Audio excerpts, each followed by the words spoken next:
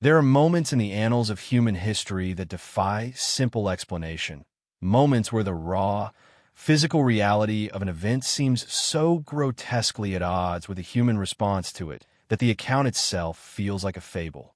Imagine the heart of the Roman Empire in the high summer of the year 258. The air is thick with the dust of the city, the scent of 1,000 cooking fires, the clatter of sandals on stone, and the ever-present, low hum of a metropolis that believes itself to be the center of the world. On a day baked by the August sun, a man is being executed. This is not, in itself, an unusual sight. Rome's justice was a public and brutal spectacle, a form of political theater designed to reinforce the state's absolute power. But this execution is different. The instrument of death is not the clean stroke of a sword or the suffocating cross, but a great iron gridiron, a metal grate like one used for cooking meat, now laid over a bed of furiously glowing coals. Upon this instrument of torture, a man named Laurentius, or Lawrence, a deacon of a forbidden and troublesome Eastern cult, is being slowly, deliberately roasted alive. The smell of burning flesh, a uniquely horrific scent, would have filled the air, mingling with the sweat of the horrified and fascinated onlookers. Yet, the true spectacle, the true mystery, is not the fire or the iron. It is the man. He is not writhing in unimaginable agony. He is not screaming for mercy or cursing his tormentors. According to the accounts that have echoed down through the centuries, he is serene. He is praying. And then he speaks, his voice clear enough to cut through the crackle of the flames, not in a plea, but in a jest of such cosmic, terrifying defiance that it has rendered his executioners immortal in their infamy. He looks to them, to the men stoking the coals beneath his body, and says, "This side is done. Turn me over."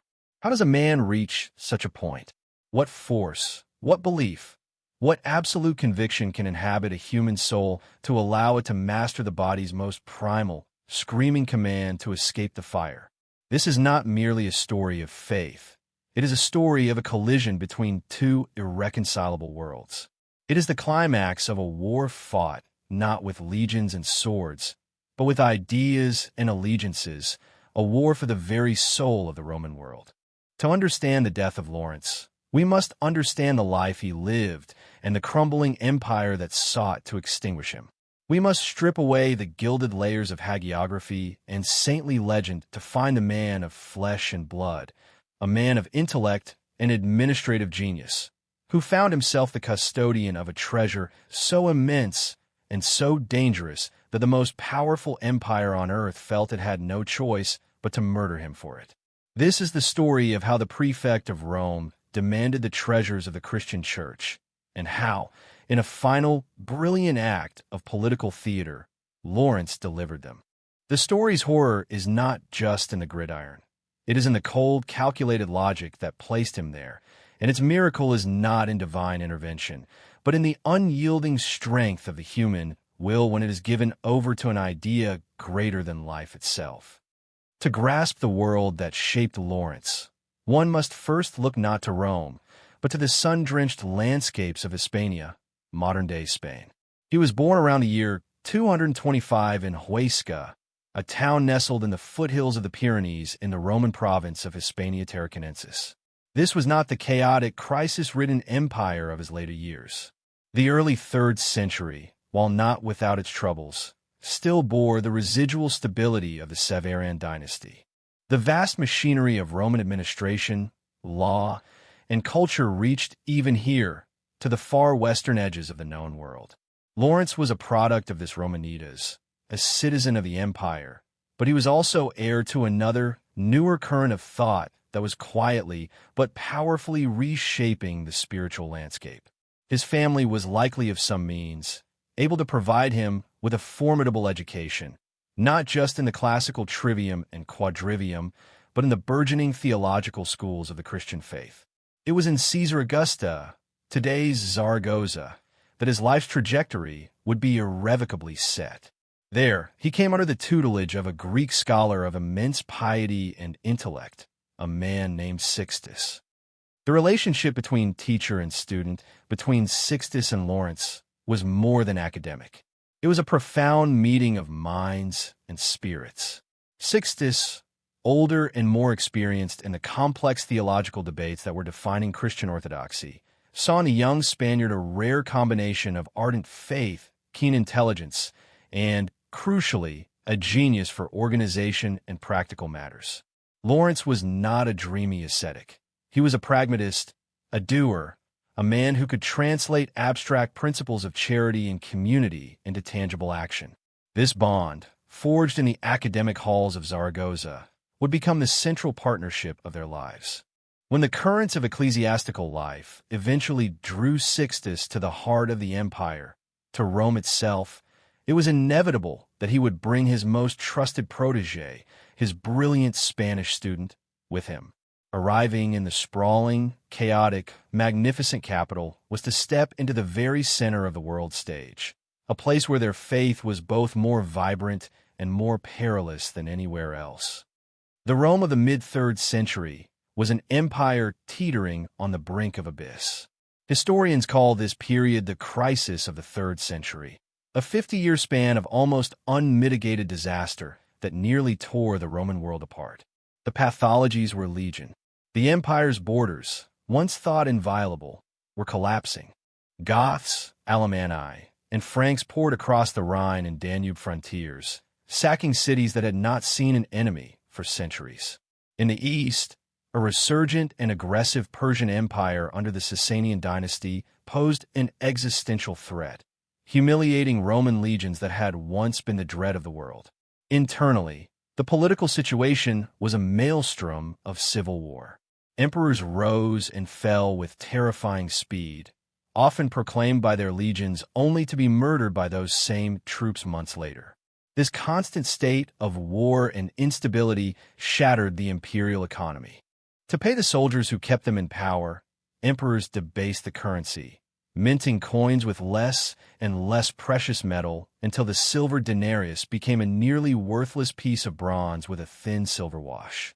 Hyperinflation ravaged the populace, trade broke down, and a deadly pandemic, likely smallpox, known as the Plague of Cyprian, swept through the empire, killing millions and further crippling the agricultural and administrative foundations of the state.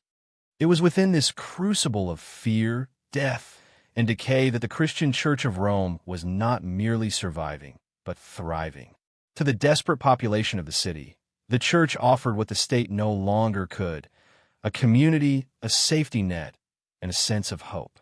While the imperial government was consumed with wars and political survival, the Christians were building a parallel society in the city's shadows. They operated on a scale that was astonishing. Organized under the Bishop of Rome, the Pope, the Church was a highly efficient institution of social welfare. Its network of deacons, like Lawrence, were not just liturgical assistants. They were the administrators of a massive charitable enterprise. They cared for the city's staggering number of widows and orphans, people who had no other means of support. They provided food for the poor, offered shelter to the homeless, and even organized care for the sick and dying during the plague, often at great personal risk, when pagan families were abandoning their own afflicted relatives. This was the source of their power. Their influence grew not from proselytizing on street corners, but from demonstrating a radical, lived-out compassion that stood in stark contrast to the brutal indifference of the crisis-stricken state. This burgeoning Christian power was funded by a considerable treasury. Wealthy converts often bequeathed their estates, their gold, and their silver to the church upon their death or baptism. These were the material assets, the chalices, plates, candlesticks, and property deeds that fell under the direct administrative control of the Archdeacon of Rome. This position, the chief of the 7 deacons who managed the ecclesiastical districts of the city, was one of immense responsibility. He was, in modern terms, the church's chief financial officer and the director of its charitable operations. When Pope Fabian was martyred in 250, a new bishop was not elected for over a year because the state persecution under the Emperor Decius was so intense. When the situation calmed and a new pope was needed in 257, The choice fell upon the wise Greek scholar from Zaragoza, Sixtus. And when Pope Sixtus II needed an archdeacon, a man of unimpeachable integrity and organizational prowess, to manage the church's vast and sensitive resources, there is only one possible candidate: his brilliant and loyal friend, Lawrence. Thus, the young man from Hispania became one of the most powerful and important figures in the Roman Church, the keeper of its earthly treasures at the very moment the empire was beginning to eye them with desperate greed. The emperor who would set the stage for Lawrence's final drama was Publius Licinius Valerianus, known to history as Valerian. He came to power in 253, an old man by Roman standards, a career politician and general from a traditional senatorial family. He was, by all accounts, a man of respectable character who inherited an empire in flames. He immediately appointed his son, Gallienus, as co-emperor to manage the beleaguered western provinces while he marched east to confront the Persian menace.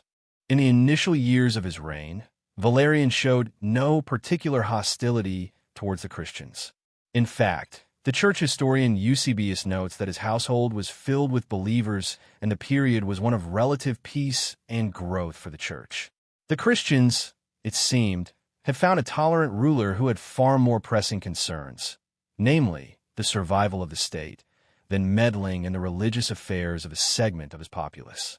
Lawrence, as archdeacon under Pope Sixtus II, would have presided over the church's work during this calm before the storm, meticulously cataloging assets, overseeing the distribution of alms, and ensuring the complex machinery of Christian charity ran smoothly. It was a period of dangerous prosperity. The church was becoming more visible, its organization more robust, its wealth more substantial, precisely when the Roman state was becoming more desperate and paranoid. The turning point, the moment the sky began to darken, came in the year 257. For reasons that are still debated by historians, Valerian's policy of tolerance abruptly and violently reversed. He issued his first edict of persecution. Why the sudden change? One contemporary source, Dionysius of Alexandria, blames a man named Macrianus, Valerian's chief fiscal officer. Macrianus was a staunch pagan, a practitioner of dark magic according to some accounts, and a man who saw the empire's salvation in a return to the old gods and the confiscation of any wealth that could fund the state's empty coffers. He likely whispered in the emperor's ear, arguing that the Christians were a state within a state, a disloyal element whose impiety angered the gods and whose substantial treasury could be used to pay the legions. This argument would have found fertile ground in Valerian's mind. Faced with unending military and economic catastrophe, the emperor, like many Romans, may have genuinely believed that the empire's misfortunes were a result of divine anger. The Christians, with their stubborn refusal to offer a pinch of incense to the Roman gods and the emperor's genius, were the obvious scapegoats. Their atheism, as the Romans saw it, was jeopardizing the Pax Deorum, the peace of the gods, on which the state's survival depended. This first edict was a precision strike, not a general pogrom. It was cunningly designed to cripple the church without creating a mass of popular martyrs. It did not, at first, command ordinary Christians to renounce their faith on pain of death. Instead, it targeted the clergy and the church's infrastructure. Bishops, priests, and deacons were ordered to perform public sacrifice to the Roman gods or face immediate exile. Christian gatherings were strictly forbidden, and visiting their cemeteries, the catacombs where they often held their secret services, was made a capital offense. The goal was clear: to sever the head from body. By removing the leadership and prohibiting worship, Valerian and Macrianus hoped the Christian movement would wither and die. For Lawrence and Pope Sixtus, the world had been turned upside down. Their work, once conducted in the open, was now illegal. Every meeting was a conspiracy. Every service was an act of defiance punishable by death. The catacombs, the cities of the dead, became the last refuge for the living church, their dark, labyrinthine tunnels the only place where the faithful could gather to hear the words of their condemned bishop. The initial consequences were swift and chilling. The machinery of the Roman state, once indifferent, now turned its formidable power upon the Christian leadership. Pope Sixtus, as the Bishop of Rome, was now a hunted man. He could no longer walk the city streets or preside over services in the titular house churches. He and his clergy were forced underground, moving from one safe house to another, holding their clandestine liturgies in the eerie silence of the catacombs, surrounded by the tombs of their predecessors. A palpable fear must have gripped the community. Yet, this was the environment in which the church had been forged. Persecution was not a new experience. It was woven into the fabric of its identity. For Lawrence, the archdeacon, the edict presented a terrifying logistical and moral challenge. The charitable work of the church could not stop. The widows, the orphans, the poor, their needs were more acute than ever in the collapsing economy. But how could he continue to manage and distribute the church's resources when he himself was a marked man and any organized activity was a capital crime? The pressure was immense, a constant dance with discovery and death, as he worked to keep the vital lifeline of the community intact while evading the state spies. The situation escalated dramatically and fatally in the summer of 258. From the distant east, catastrophic news reached Rome. Emperor Valerian, leading his legions against the Sasanian king Shapur I, had been defeated and captured near Edessa. It was an unprecedented humiliation. A Roman emperor was now a prisoner of a foreign enemy, a living symbol of the empire's impotence. The shock and panic in Rome must have been indescribable. With the emperor gone, authority in the city fell to the senatorial elite and officials like the city prefect, who were desperate to maintain order and demonstrate strength. In this atmosphere of crisis, a second, far more brutal edict against the Christians was issued. Some historians believe Valerian sent it from the field before his capture. Others argue it was enacted by the panicked authorities in Rome in his name. Regardless of its origin, its intent was genocidal. The new law decreed that bishops, priests, and deacons were to be executed on the spot, without trial. Christian senators and men of equestrian rank were to be stripped of their titles and property. If they persisted in their faith, they too were to be beheaded. Noble women would suffer confiscation of property and exile. The gloves were off. The state was no longer trying to dismantle the church. It was trying to annihilate its leadership and seize its assets. This edict sealed the fate of Pope Sixtus II. On August 6, 258, Roman soldiers, likely acting on a tip from an informant, burst into the catacomb of Pretext Status on the Appian Way. There, in a subterranean chapel, they found the Pope himself, seated and preaching to his flock. There was no escape. According to the account of Saint Cyprian of Carthage, who learned of the event in a letter from Rome, Sixtus was arrested along with 4 of his deacons. Given a new edict, their sentence was preordained. They were likely executed immediately, beheaded right there in the cemetery grounds, their martyrdom sanctifying the very soil they were forbidden to tread. It was a swift, brutal decapitation of the Roman Church. In the chaos of this event, a poignant and crucial exchange is said to have occurred, one that would become the catalyst for Lawrence's own fate. As the soldiers were leading the aged pope away to his death, Lawrence, his archdeacon and friend, ran to him, weeping. His grief was not just for the loss of his mentor, but for his own apparent abandonment. Tradition records his desperate words. "Where are you going, Father, without your son? Where are you going, holy priest, without your deacon? You are never wont to offer sacrifice without your minister. In what have I displeased you? Have you found me wanting?"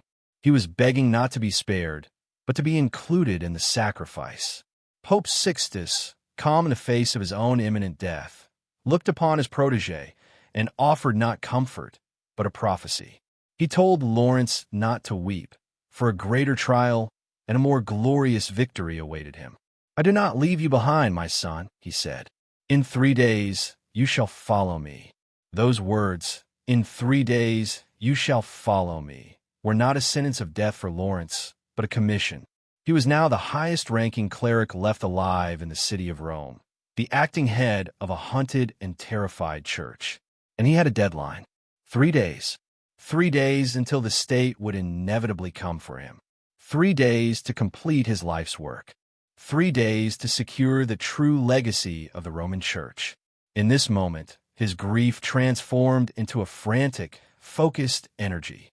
The Roman authorities, particularly the prefect of the city, knew precisely who Lawrence was. They knew he was the archdeacon, the archarius, the treasurer. They believed the church, this supposedly otherworldly institution, sat on a vast hoard of material wealth, gold, silver, and property. In the state's bankrupt condition, this treasure was an irresistible target. The prefect, whose name is lost to history but whose greed is immortalized, soon sent for Lawrence. The message was simple and brutal. You know that your cult possesses hidden treasures. You know that you use gold chalices for your rites and silver candlesticks for your nocturnal ceremonies. The emperor needs this wealth to pay his troops. Surrender the treasures of the church to the state. The prefect, a man steeped in the Roman world of tangible power, made a critical error. He gave Lawrence time, perhaps believing the archdeacon needed to gather the assets from their various hiding places. He granted him 3 days to comply with the demand. He could not have known he was handing his adversary the exact amount of time foretold by the martyred pope. For Lawrence, this was not a reprieve. It was a divine appointment. He now had a singular, all-consuming mission. He was not going to gather the treasure for the prefect. He was going to disperse it. He embarked on a frantic, city-wide operation of liquidation and distribution. Every precious object the church owned, every gold paten, every silver chalice, every silk vestment, every parcel of donated land, was to be immediately sold. He and the remaining loyal Christians worked day and night, moving through the dangerous streets and darkened alleyways of Rome. They became a whirlwind of radical charity. The proceeds from this massive sale were not hidden away. They were systematically, meticulously, and completely distributed to the people the Roman state had forgotten. The poor, the crippled, the blind, the orphans, the widows, the sick tended to by the church. Imagine the scene. For 3 days, Lawrence, a man with a death sentence hanging over his head, becomes the most generous benefactor in all of Rome.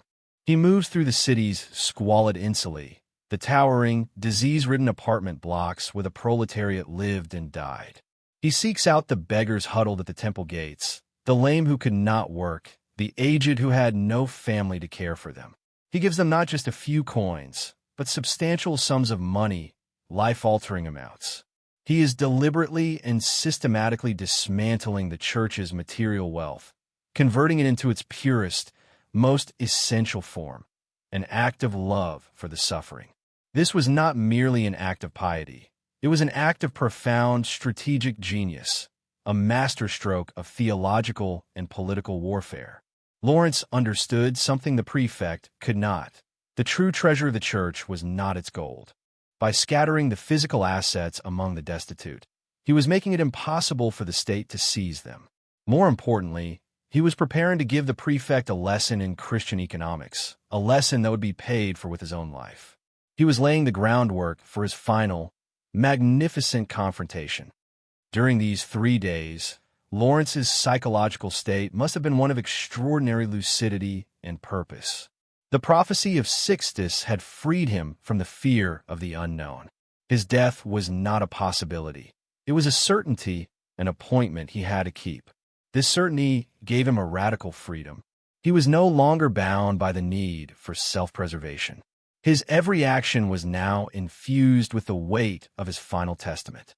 He was a man methodically setting his house in order before a long journey. The house was the entire charitable enterprise of the Roman Church, and his final act was to ensure its legacy was not in vaults of gold, but in the lives of the people it served. He was emptying the treasuries to prove they were never the point. He was taking the state's greedy, materialistic definition of treasure and preparing to turn it on its head in the most public and dramatic way imaginable. He was not just defying the Roman state. He was redefining reality according to the precepts of his faith. The third day arrived, August 10th, 258, the deadline set by the prefect, and the day foretold by the martyred pope. Lawrence, having completed his mission, his hands now empty of all material wealth, presented himself at the prefect's headquarters. The Roman official would have been expectant, perhaps imagining wagons laden with gold and silver arriving to replenish the emperor's empty coffers. He saw only the calm, solitary figure of the archdeacon. "Where is it?" the prefect demanded. "Where is the treasure you were commanded to bring?"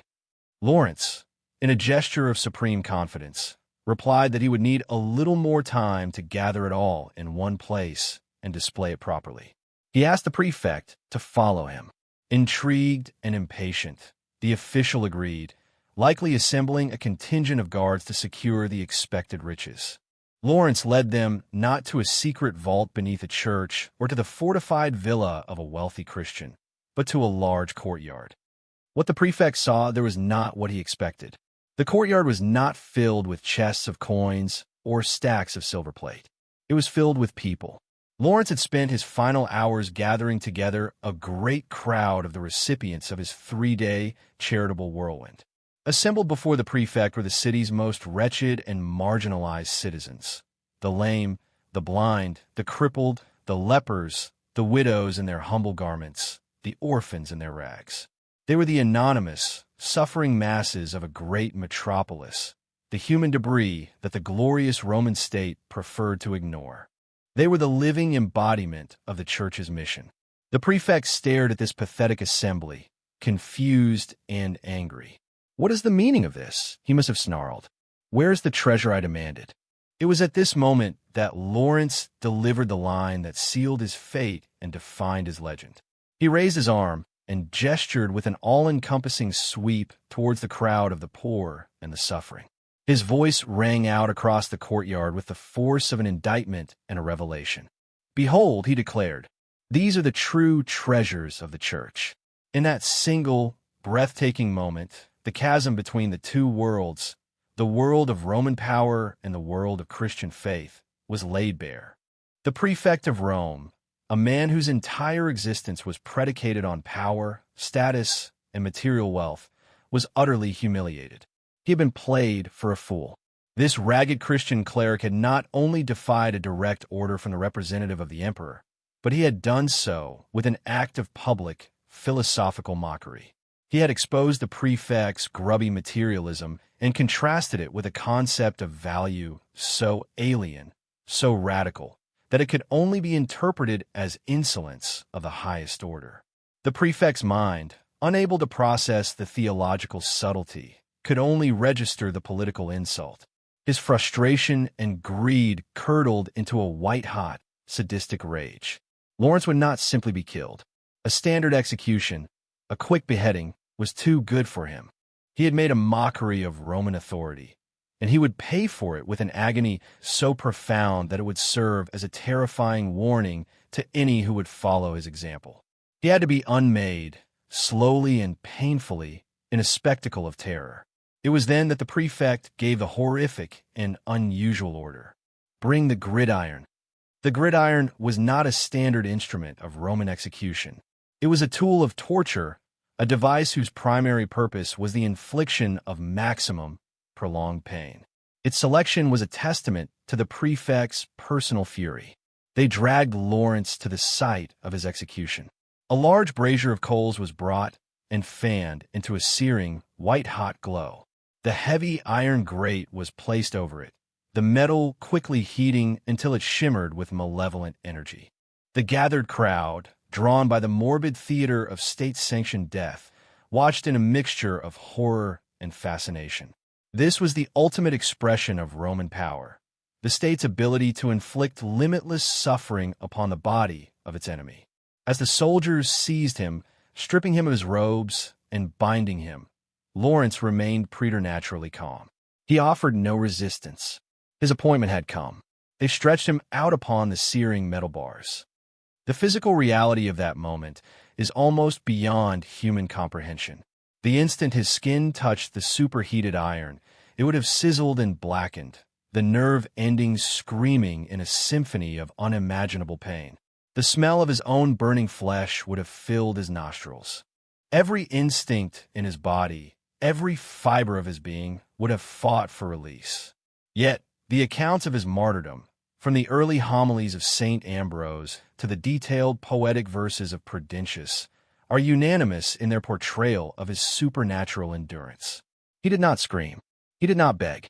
Instead, he looked to heaven and prayed, his voice steady.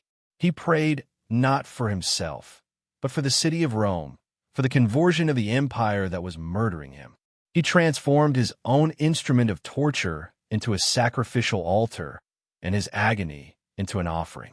After what must have felt like an eternity of suffering, when one side of his body was charred beyond recognition, he performed his final, astonishing act of defiance. He turned his head to his horrified executioners, who were likely prodding the fire, and uttered the words that would echo as the ultimate retort to tyranny. "Assum est," he said. "I'm well done on this side." And then, with an audacity that borders on the divine, "Dra iti manduca," turn me over and eat. It was the final, perfect blow. He had taken their most fearsome weapon, the power to inflict pain, and rendered it impotent. By mastering his own suffering, by meeting their cruelty with a serene, almost clinical wit, he had wrested control of his own death from them. He was no longer their victim. He was the protagonist of his own sacrifice. They could burn his body, but they could not touch the core of his being. He had won. The soldiers, perhaps stunned into obedience by the sheer force of his will, turned him over to prolong the agony. He lingered for a short while longer, his prayers continuing until at last his spirit was released. He had followed his pope, just as it was foretold. His earthly work was done. In the immediate aftermath of his horrific death, the intended effect of the execution began to backfire. The Roman state had intended to create a spectacle of terror, to show the Christian community the price of defiance. But the story that spread like wildfire through the city's secret Christian networks was not one of a broken man's agonizing death. It was the story of a hero's triumphant victory over pain and fear. His courage was so profound, his final words so startling, that tradition holds that several of the senators who witnessed the execution were so moved that they converted to Christianity on the spot. That night, under the cover of darkness, faithful Christians, likely led by a man named Hippolytus, came to the place of execution. They tenderly gathered what remained of his tortured body, wrapping the charred remains in linen cloths with spices and ointments. They carried him out of the city along the Via Tiburtina and secretly buried him in a plot of land owned by a Christian woman named Syriaca. His tomb, in a humble catacomb, immediately became a place of veneration, a sacred site for the persecuted church. The regime that had murdered him did not long outlast him. The persecution of Valerian came to a sudden and ignominious end. The emperor himself, captured by the Persians, suffered a fate of legendary humiliation. Accounts claim he was used as a human footstool by King Shapur for years, before being flayed alive and his skin stuffed with straw to be displayed as a trophy. While likely an exaggeration, his capture and death in captivity marked the end of his persecution. His son and successor, Gallienus, facing his own immense challenges in holding the empire together, immediately reversed his father's policy. He issued an edict of toleration in 260, restoring confiscated church properties and granting Christians the legal right to worship freely.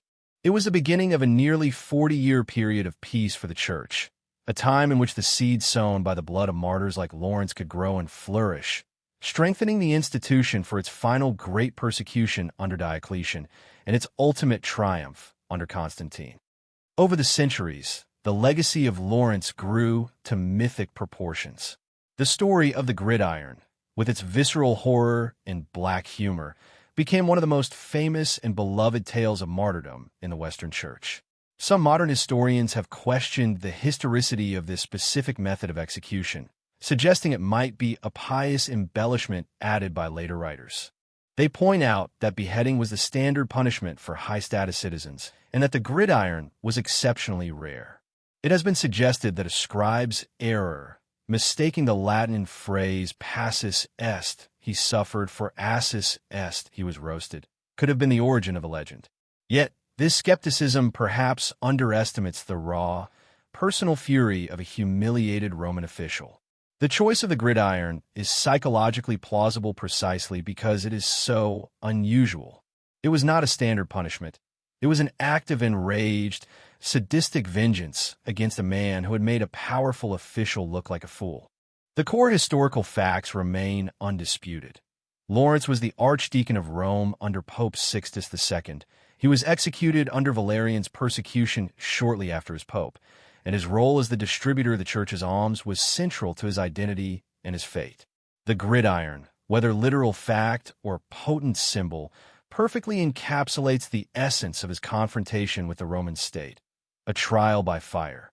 Ultimately, the story of St. Lawrence is a profound meditation on the nature of value. The Roman Empire, for all its architectural grandeur and military might, was built on a foundation of material wealth and coercive power. Its treasures were gold plundered from conquered provinces, taxes squeezed from its citizens, and marble monuments built to glorify its emperors. It was a system that valued things over people. Lawrence, in his final, magnificent act of defiance, proposed a radical and enduring alternative. He declared that true wealth is not found in vaults, but in humanity. The real treasure of any society, he argued, is the people it is so often tempted to disregard: the poor, the sick, the marginalized. By liquidating the church's material assets and investing them directly into the lives of the needy, he performed a kind of real-world alchemy, transforming inert gold and silver into active love and compassion. He demonstrated that the power of the church was not in its property portfolio, but in its capacity to care for the vulnerable. His gruesome death was not a defeat. It was the ultimate validation of his philosophy. The empire that burned him to death, with all its hoarded gold and legions, would eventually crumble into dust. Its gods would be forgotten, its temples would fall into ruin. But the treasures Lawrence presented to the prefect, the community of the faithful, built on charity and mutual support, would not only survive, but would go on to shape the next 2 millennia of Western civilization. He stands as a timeless and uncomfortable challenge to every society and every individual that confuses net worth with self-worth. He forces us to ask the most fundamental of questions: what do we truly treasure? Is it the fleeting security of material possessions, or is it the enduring value of human dignity? Lawrence of Rome, the humble deacon from Spain, offered his answer not in words, but in the smoke and fire of a Roman August afternoon, leaving behind a legacy that was not written in gold, but was seared into the conscience of the world.